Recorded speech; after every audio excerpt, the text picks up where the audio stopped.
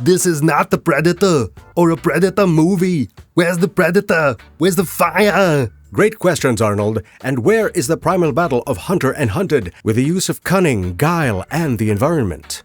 The Predator brand is about enjoying brutal asymmetrical warfare, like the first days of the MMA. About the underdog fighting to keep his spine from being a ornamental trophy fixture thing. And all that has been bastardized and diluted beyond recognition. I won't say feminized because what does that word even mean anymore? But once again, we went from this, Dylan, you son of a bitch, to this. Hi guys, this is Predator Badlands. And worse, they didn't even make it entertaining. This was a field trip in an amusement park. To prove it, here's the plot.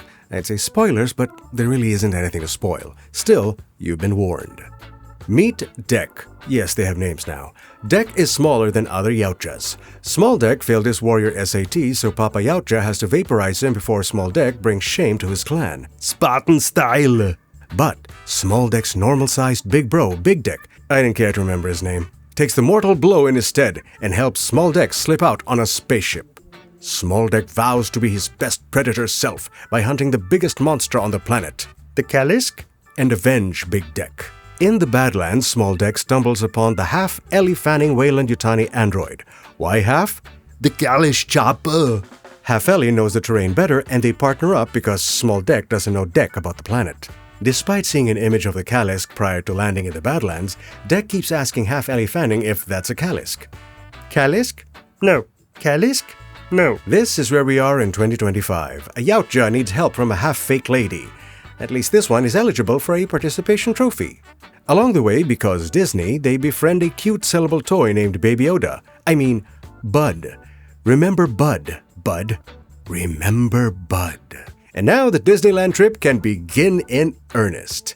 They hunt, they dine, they talk, they bond. The Predator is learning to be sensitive. Oh, so brave. But oh no, the relationship runs sour. Because as it turns out, there's an entire Weyland-Yutani android platoon led by a full Ellie android who is also after the Kalisk in the company's never-ending quest for aliens, especially the Kalisk, who has regenerative powers.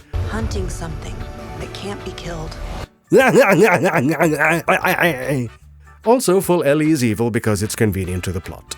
Thus begins a battle between Weyland-Yutani, the Kalisk, their friendship, and Little Dick. And shocker! It turns out that the Disney sellable toy, Bud, is the offspring of the Mama Kalisk, conveniently tipping the balance of power in their favor. They then return to the planet Yautja to down the patriarchy. No! No! I guess my biggest problem is that they appropriated Yautja culture and the brand. Next, the title is Badlands. It doesn't look too bad. It is the cleanest, sanitized jungle I'd ever seen. Where's the muck? Where's the grimy, foreboding atmosphere? Where's the cinematographer? It's like they wanted you to know they shot in the studio or the volume. It didn't feel dangerous. Danny Glover was harder to kill than the things on this planet. And then there's the actors. I admit I'm biased. I'm a fan of Ellie Fanning, and I am a bigger fan of Ellie's Fanning. Whether half Ellie or full Ellie, she does a competent job of playing good and evil androids. But the way they wrote her character doesn't make sense. Sure, we've seen androids like R2 and 3PO before. Sure, she's damaged. But why is her Android OS set to Californian liberal arts activist? After rebooting, her settings are still set to sassy Joss Whedon mode. This movie stole a lot from Joss Whedon. Look at him wondering why people keep stealing from him. And back to the androids, none of them make sense here. Why would Weyland-Yutani send puny androids to catch big-ass monsters? Which, somehow they did, and I don't think they're stronger than a Yautja. They could have repurposed those cargo lifters or pulled the Gundam and have new cool robots to sell. And now for the Afraidator. How are we supposed to feel about Little Dick? Oh, he's so cute and harmless. Say what you want about AVP, at least there was a warranted respect for the Scar Predator, with a dynamic of, to fight a monster, you need a monster. In a cool helmet with a scar, preferably. In AVP, the enemy of my enemy is my friend. Here, the enemy of my enemy is a Little Dick. He's not dangerously cool, and there's no prey to root for or an enemy that requires vaporizing. Honestly, do you want to look like Little Dick? There is an ancient Filipino proverb that goes, I'm watch Predator and Predator 2 tonight, and IVP. Why not, eh? it's Predator. We wanted to fight.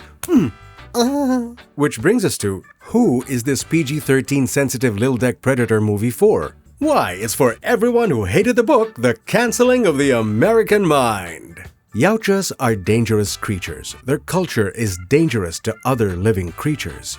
But it's like they want us to empathize with dangerous Yautja. Like, I don't know, a culture that rhymes with Frankenstein? Funny how a company that preaches cultural diversity forces you into their diversity. Or else. That philosophy is very clear in yet another Disney movie. Well, if you're so smart, why don't you come up with a Predator movie? You're right, madam. And I have. My pitch and the Predator movie I'd buy tickets for focuses on the harshness of the Yautja culture. Think Apocalypto but with Yautjas. Shot documentary style. All speaking Yautja. No subtitles.